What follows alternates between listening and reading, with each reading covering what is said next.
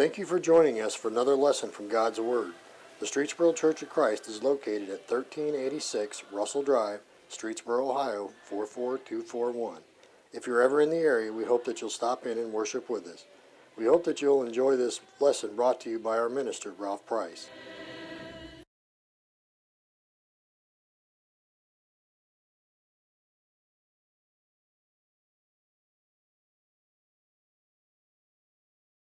All right, good evening.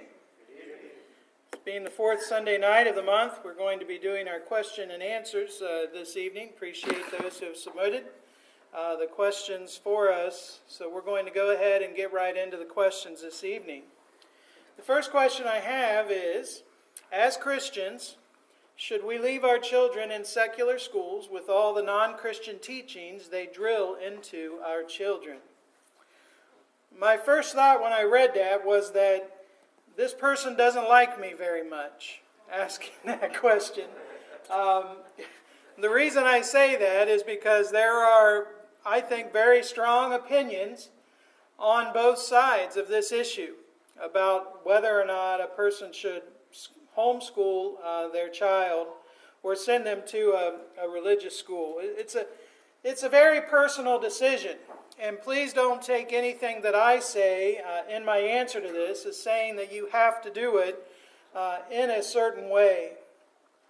If the question says, should we leave our children in secular schools? Well, if we're not going to leave them in secular schools, that leaves two choices. Either a religious-based school or homeschooling.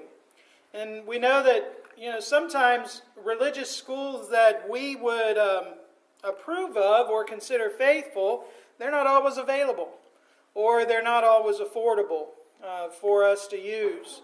Now, homeschooling, on the other hand, it requires a great deal of commitment. One of the biggest commitments that you'll ever make, a decision that you'll ever make as a parent, that you're going to spend, numerous hours a day throughout the week, every day, for the 12 or 13 years that your child is of that age, to teach your child. It's a very big commitment.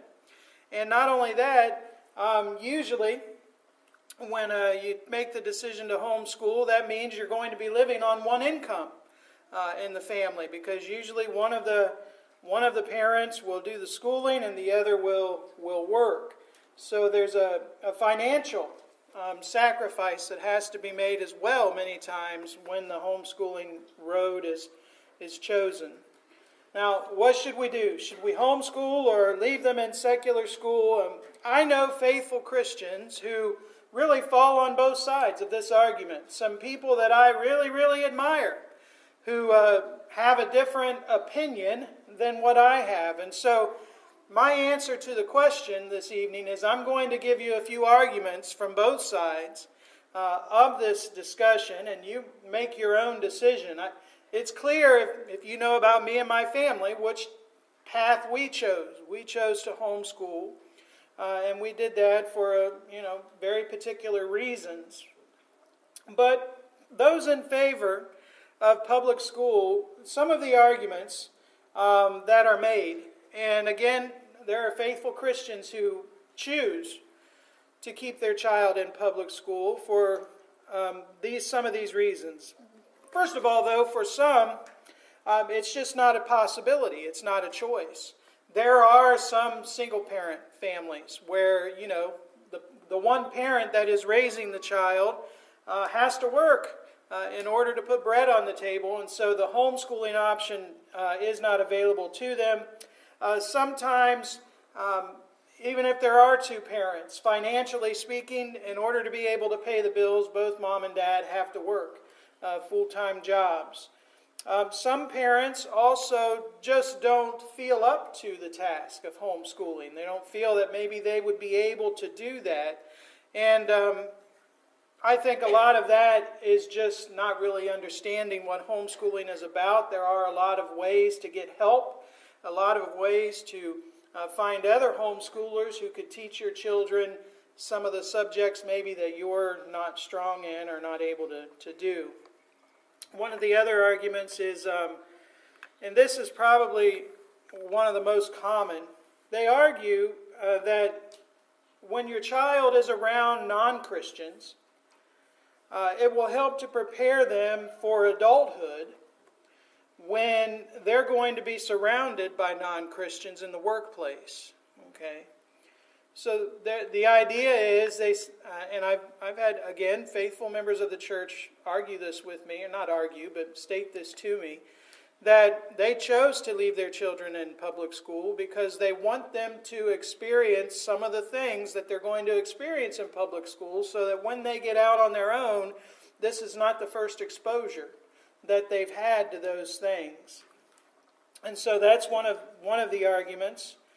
And I say this one as a parent of a homeschool child and knowing many homeschool kids. Please don't get mad at me about what I'm about to say, though this is one of the arguments you know very well, is that people say homeschool kids just aren't very well socially adapted. They're awkward or whatever. And I know everybody here knows Emily has a shirt that says, socially awkward homeschooler or something like that. They make fun of that now because that is such a common thing that people say.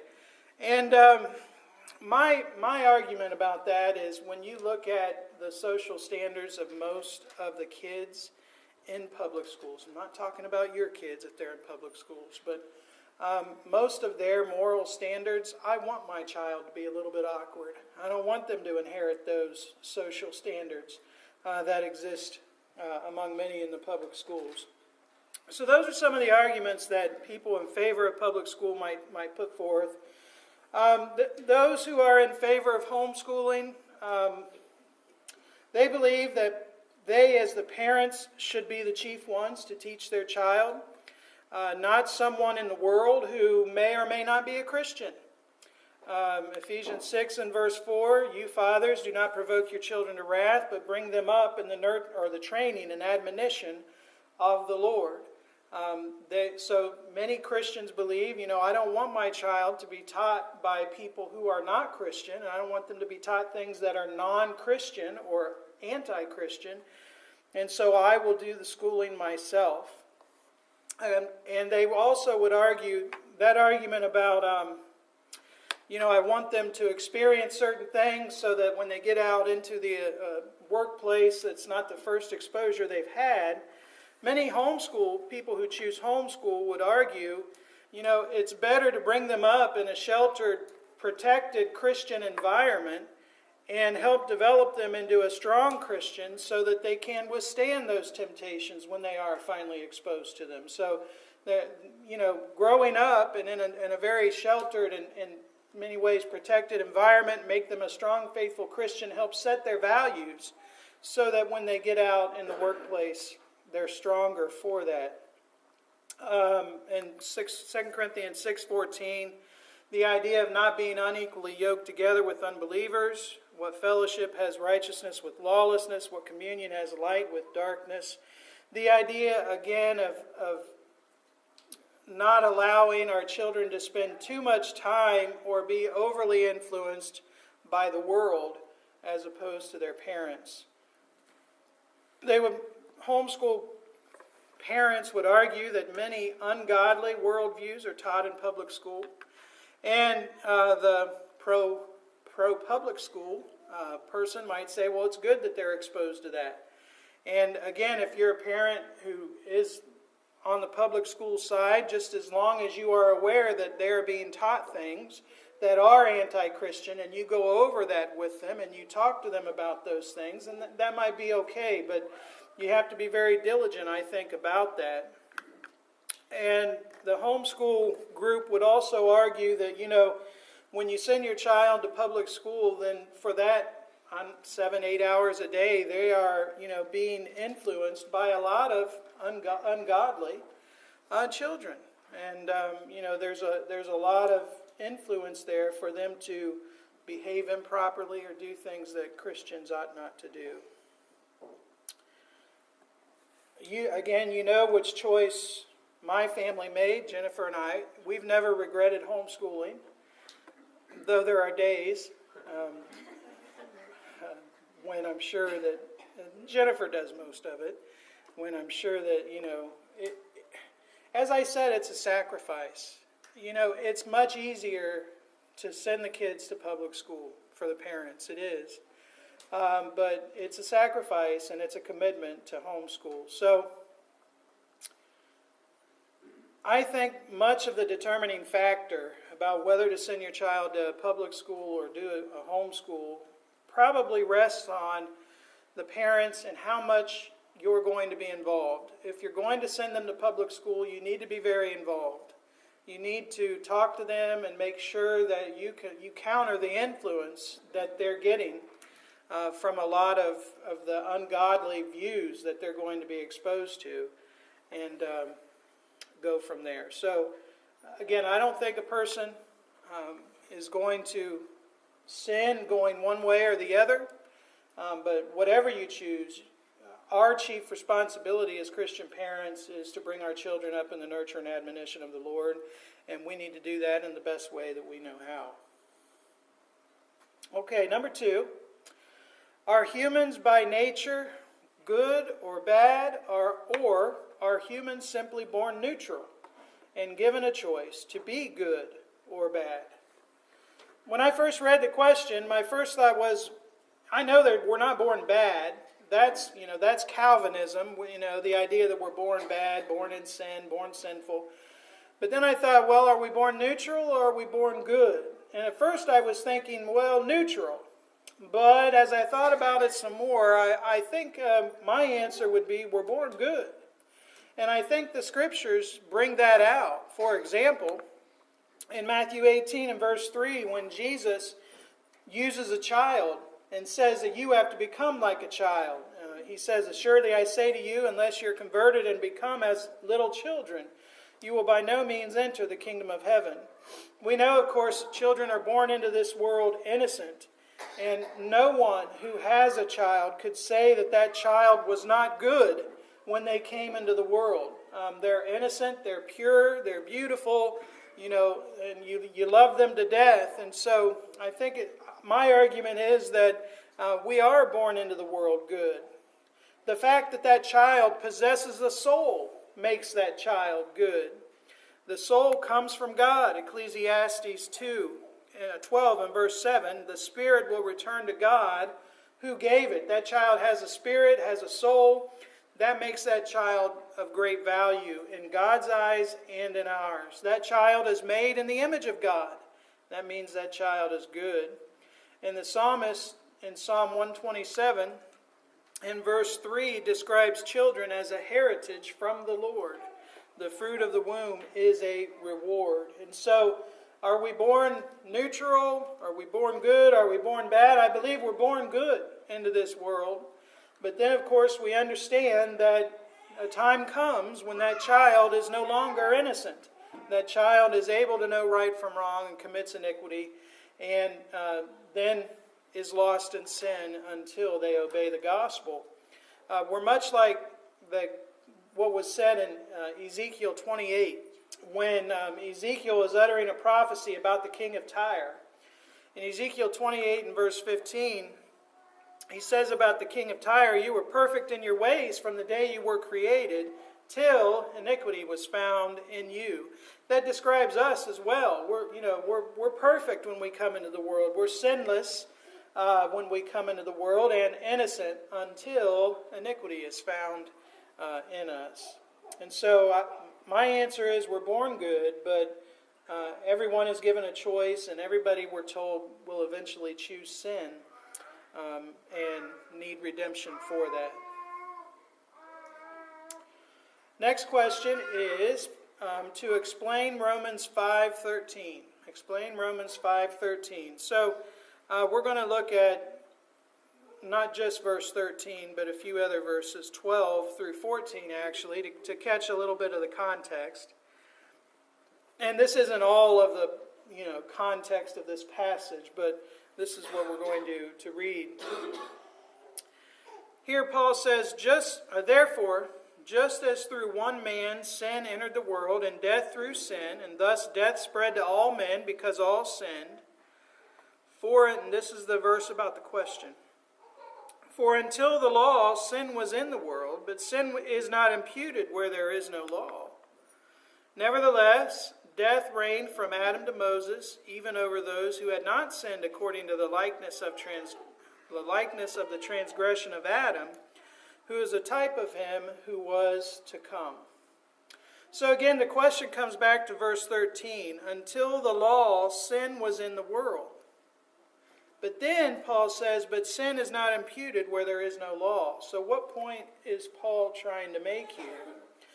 Basically what he's saying is that there has always, from the creation of the world, been a law under which man has to live. We divide it in our minds in the patriarchal system, the Mosaic system, the Christian system. Okay, but there has always been a law, because how do we know there's always been a law? Well, he says death reigned from Adam to Moses. So there has been sin all the way from Adam all the way to Moses. Now, the law of Moses came during the lifetime of Moses. So the fact that there was death before the law of Moses means that there was a law in force. And that sin, the fact that sin was imputed to people or laid to their account, it implies that they had a law by which they were to live. So he's saying that there was a law in place before the law that was given to Moses on Mount Sinai. And what is that law? Again, we talk about the patriarchal law, but Paul mentions a law in Romans 2:14 and 15, a law that is written on the heart. He says, the Gentiles who do not have the law, for when the Gentiles who do not have the law by nature do the things in the law, these, although not having the law, are a law to themselves, who show the work of the law written in their heart, their conscience also bearing witness, and between themselves their thoughts accusing or excusing them. So he talks about a law written on their heart and their conscience bearing witness. So I think that's the idea, the fact that, man has a sense of right and wrong. Okay, and we usually know if what we're doing is right or wrong. And when we violate that conscience, we do that which we believe is wrong, then we commit sin. And, I believe that many of those who lived before the law of Moses, that, this is the law that they live under, this law of the conscience, and that God had put forth for them. So, what does Romans 5:13 mean? It's Paul's way of saying there's always been law in force. Death reigned from Adam to Moses, so there had to have been a law in force for death to exist. And that law was this law written on the heart. Okay.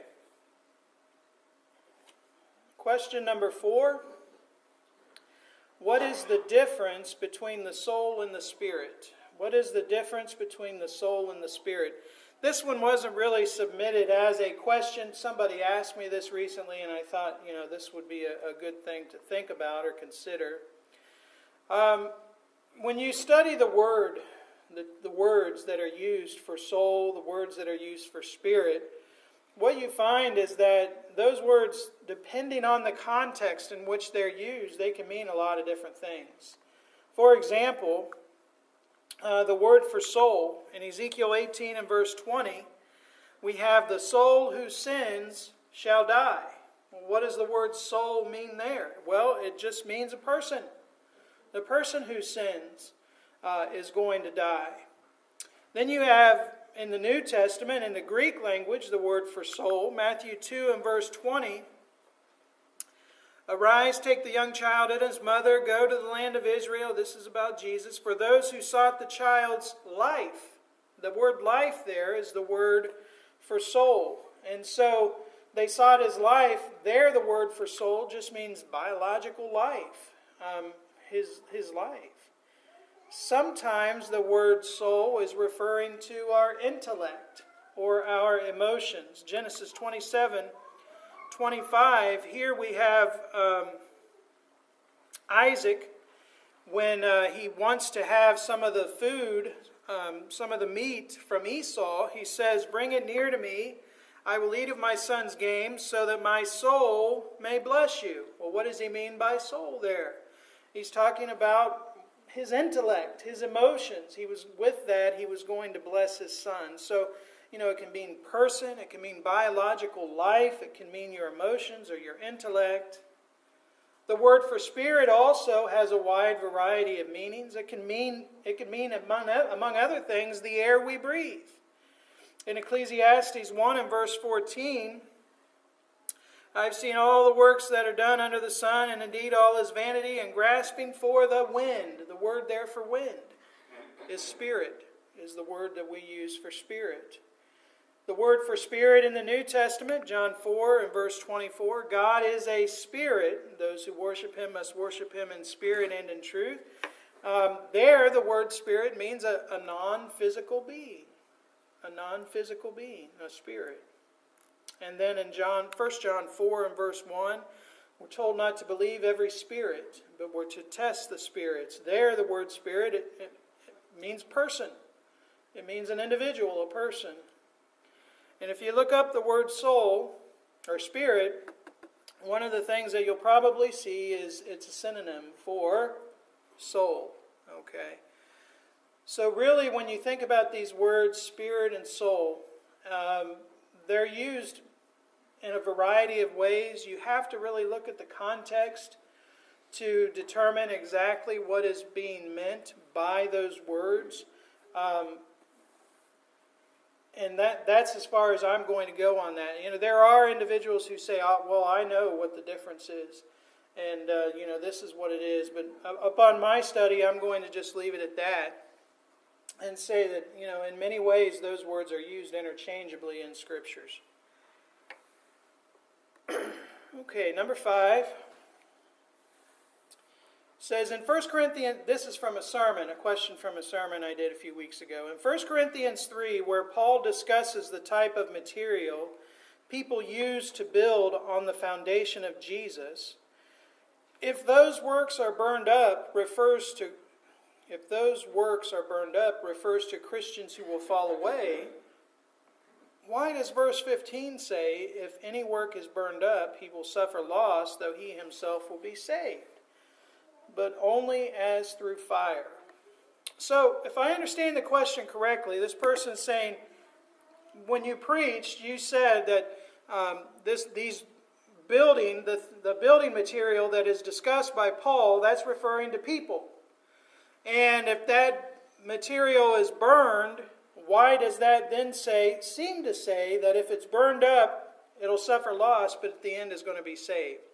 Well, that's not exactly what I said, or at least not what I meant to communicate. Let's go back and read those verses in 1 Corinthians 3, 9 to 15, and then I'll explain it one more time. For we are God's fellow workers, you are God's field, you are God's building. According to the grace of God, which was given to me as a wise master builder, I have laid the foundation, and another builds on it. But let each one take heed how he builds on it. For no other foundation can anyone lay than that which is laid, which is Jesus Christ. Now, if anyone builds on this foundation with gold, silver, precious stones, wood, hay, straw, each one's work will become clear, for the day will declare it, because it will be revealed by fire. And the fire will test each one's work and what sort it is. If anyone's work which he has built on it endures, he will receive a reward. If anyone's work is burned, he will suffer loss, but he himself will be saved, yet so as through fire. So, when we studied this, we said, these materials, it talks about gold, silver, precious stones. That's one category. Wood, hay, straw is another. Gold, silver, precious stones is not really harmed by fire, really actually purified by fire. Wood, hay, and straw is consumed. It's destroyed by fire. And we said that, those materials represent people, and that Paul is saying that he, as a master builder, had made Christians. He had converted people to Christ, and they are like building material in this building that is laid upon the foundation of Christ. But then he says that, that those materials are going to be tested with fire. We said that testing could be the trials and troubles of this life. It could be a reference to the judgment day at the end of time. Probably a little bit of both is what is meant. But that some of those works are going to be burned up. Some are not. Now, he says, if the works that he's built endures, he will receive a reward, verse 14.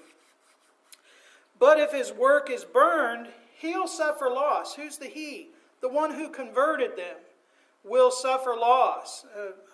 The sorrow, the pain of knowing that this person who, you had helped to convert has now gone back into the world and lost that salvation. That's the loss, I believe.